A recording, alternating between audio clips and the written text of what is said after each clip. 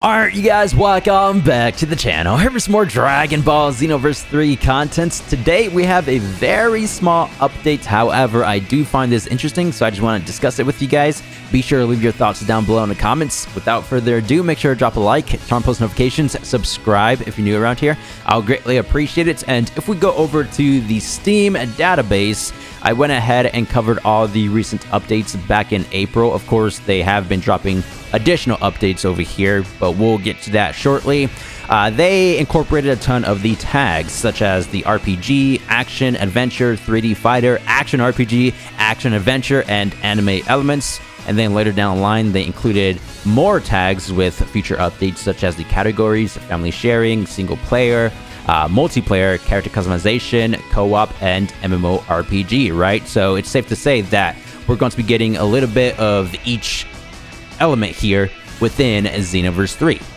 Now, they recently updated the Steam data page once again around 16 hours ago, May 20th UTC time zone. It's currently the 20th over here in the US at the time of recording this video, but if we scroll down, around 18 days ago, May 2nd, don't know how I missed this, but they updated Xenoverse 3 with the open world category, which is not necessarily surprising, but still great to see, because if we go over to Xenoverse 1, for example, they also had the open world system. If we go over to Xenoverse 2, same exact thing, open world with all the additional tags. Now, I am expecting Xenoverse 3 to have a much better open world feature compared to the prequels, just because if we go back to Xenoverse 1 with Toki Toki City, we had one small area with 3 divisions, right? You walk through the gateway, you go to the secondary division, you walk through the additional gateway,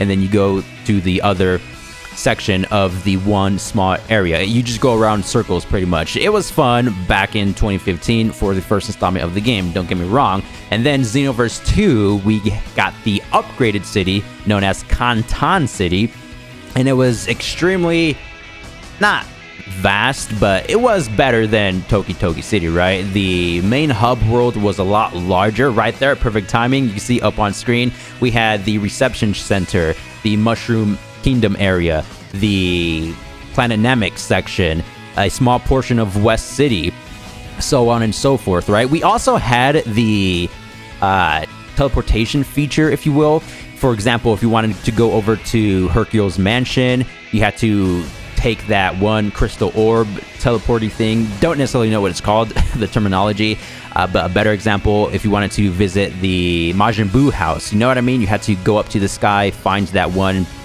trapezoid platform. So not only that we had the base hub world, but we had additional sections to the open world exploration.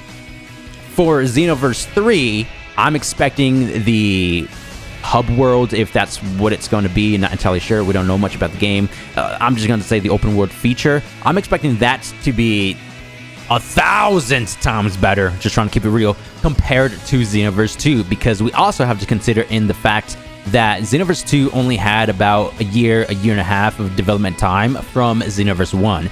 Xenoverse 1 came out in 2015, and then Xenoverse 2 literally the next year in 2016. They've already confirmed over at Gintama Matsuri that Xenoverse 3 has been in development for 6 to 7 years. So everything about this game, not just the open world feature, the gameplay, the RPG elements, the action, adventure, all that good stuff should significantly be better than Xenoverse 2 in my personal opinion. So they already confirmed the, I'm just going to say one piece of the open world feature, because I'm assuming we're going to be getting more than just the West City, right? So if we go over to Steam, West City is confirmed. It was part of the trailer. We do see the main character, well, not necessarily the main character, that's going to be us, but Brett, right? Great Saiyaman 6, transforming, flying around West City. It seems extremely vast. That's more of a proper word for Xenoverse 3, right? And it does say, journey through developed and vibrant West City, explore the bustling city, encounter characters, and uncover exciting new stories, right? A brand new world. So that's why I'm expecting to get more than just the West City, because they have been saying this entire time Age 1000, a new world, right? So West City should just be a portion of the Age 1000 world, in my personal opinion. At the time of recording this video, again, we don't know much. That's most likely going to be the case, right? I'm sure we will be able to teleport or maybe even fly to different locations, or maybe this is how I want the open world feature to be in Xenoverse 3. Maybe something similar to Dragon Ball Z Kakarot, because even if you take a look at that game, it's not true open world. For example, GTA 5 and GTA 6, right? That's like one major map. In Dragon Ball Z Kakarot, we had locations and loading screens, right? So you open the map, and if you want to go to the Rocky Mountain area, you just go to the section, click on it, and then we'll get the loading screen, right? I kind of want Xenoverse 3 to be something similar to that, where we have different locations where we get to go to, and then within those specific locations, like West City, for example, then we get to explore that area. If we want to go over to, let's say, Kami's Lookout, right? Then we teleport over there, and then we get to explore. If we want to go to the rocky areas, we teleport over there, then we explore. You know what I mean? I feel like it should be something similar to that, because it will still be 100 times better than Xenoverse 2's open world, right? Where we're just strictly located in one hub area. I don't think we should get a hub in Xenoverse 3 where just different pieces are stitched together, which if they do go down that route, then the entire map should be a lot larger than Kantan City. I'm actually talking West City. Just take that portion.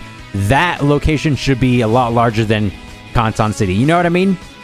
But that's just how I would like to see. If it is something similar to GTA, where it's just one Gargantuan map, and then we get to literally fly over to the other side of the Dragon Ball worlds, which will take some time, that would be great to see. If we have to create our very own spaceship to fly over to Planet Namek, that would be epic, wouldn't it? But I don't think it's going to be like that. I'm keeping my expectations extremely low. It is a Bandai game at the end of the day, no disrespect, but, you know, that's just how I see things. So if we go over to the Steam page once again and click on the open world tag, it will give us a brief description. It does say, this page on Steam database lists all games tagged as open worlds. Open world games offer players the freedom to explore vast environments, often with non-linear gameplay. Players can traverse various terrains, discover new locations, and interact with numerous characters. The open nature of these games allows for endless possibilities, from questing and combats to exploration and socializing. Players can build their own stories as they navigate the intricately designed worlds, making each experience unique. Dude, this description totally fits Xenoverse 3 in my personal opinion. This last sentence right here: players can build their own stories as they navigate the designed worlds. They've been saying that since the dawn of time, right? New Dragon Ball worlds designed by the legend himself, Akira Toriyama. So just reading this, it does get my hopes up. However, at the same time, do keep in mind, if we go back to Xenoverse 1 and Xenoverse 2, they both had the open world tag, which shares the same description as what we just read. So it's broad, I guess you could say. It could be as bare bones as Toki Toki City, or it could be as vast as any other extremely popular open world game like GTA, for example, or even DBZ Kakarot, where it's not necessarily true open world, but it's still a lot better than Xenoverse 2's, which again is something I would like to see for the game itself. Let's just pick apart this description. Freedom to explore vast environments. That's great, right? As I said, we need to explore all the different iconic Dragon Ball locations, whether it's Kami's Palace or Kame's house, right? Or if we want to go to King Kai's planet, Snake Way. Woo! That would be cool. Or let's say if we want to go visit Hell, you know, where Super Gogeta fought Janemba, the distortion, different locations, linear gameplay, vast terrains. If we want to fly over the ocean to go to Kame's house, dude, all that cool stuff, which again, I am trying to keep my expectations extremely low. but it should be better than Xenoverse 2's. That's all I have to say, pretty much. And interact with numerous characters. They even have that in the base description. Explore city and encounter characters. There it is. So it just fits this description really well, in my personal opinion. What else does it say? Games allows for endless possibilities. Questing. Boom. Oh my days. Uncover exciting new stories. That's the same. Socializing. Yep, that's going to be a thing. Dude, this is going to be the best game within this franchise. Mark my words. Now, as I said before, we do have all the epic tags for the game, right? Open world, MMORPG, but we're just going to be getting elements of all of the different tags, right? I feel like they're going to be focusing or highlighting more on the action-adventure category, because if we go over to the Bandai Namco, more specifically the European page, it does say genre, action, adventure, which is fine, right? If that's the case, I'm down with it, because if we go over to Xenoverse 1, for example, you can see on the right side of the screen a genre. It won't let me highlight it for whatever reason. It says action and anime, right? Because the open world to it was pretty bare bones. So if they marketed the genre for Xenoverse 1, let's say adventure, then where's the adventure? You know what I mean? It was more of a 3D fighter, so they could have obviously marketed the 3D fighter category genre for sure. Same thing goes for Xenoverse 2. This one says anime, action, and online multiplayer. So online multiplayer would be the new one added compared to Xenoverse 1, which does make sense because that's all about co-op, where they included the 2v2s, 3v3s, the raid missions where you become the raid, 1v5, 2v4, parallel quests. That was the thing in Xenoverse 1. I don't think Xenoverse 1 had that many options compared to Xenoverse 2, which is why they included it under the genre. But going to Xenoverse 3, once again, it's more specifically mentioning action adventure, right? Xenoverse 1 nor Xenoverse 2 necessarily didn't have the adventure genre. So that's why I do feel like the open worlds, which again, they literally just included it 12 days ago, I believe, is going to be better than Xenoverse 2's, because they're actually promoting and marketing the game on the official pages themselves as action adventure. And what does adventure typically mean for games? Well, we could break that down right now. The adventure tag on Steam database lists games that offer immersive experiences, often with engaging stories and puzzles to solve. Adventure games can range from narrative-driven experiences where players explore intricate worlds and interact with memorable characters. Dude, that's literally all of Dragon Ball, where we get to play as our custom characters and interact with the cast characters, right? Like Goku, Vegeta, Piccolo, who is already revealed, and Gamma 1 as well. Intricate worlds going back to the new Age 1000. It just makes sense to me. To more action-oriented titles that incorporate elements of exploration and problem-solving. I don't think it's going to be, problem-solving, but the exploration should be great.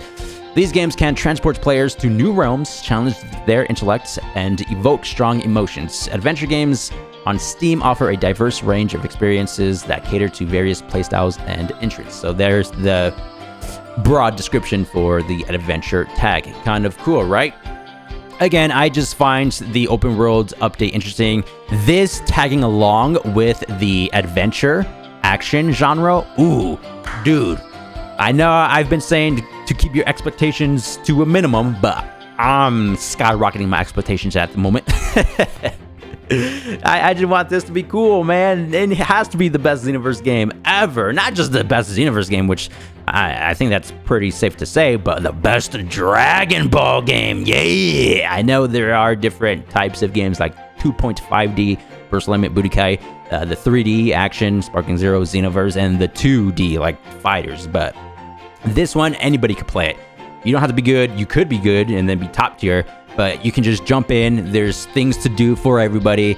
It's just going to be the best ever. So let me know your thoughts down below in the comments. What do you guys think about all of this? Them promoting the game as action and adventure compared to the recent Xenoverse games where it's just action online and action anime, right? And also the new open worlds tab. This is it from me. Thank you guys for the immense support, and I'll see you in the next one. Thanks for watching. Peace.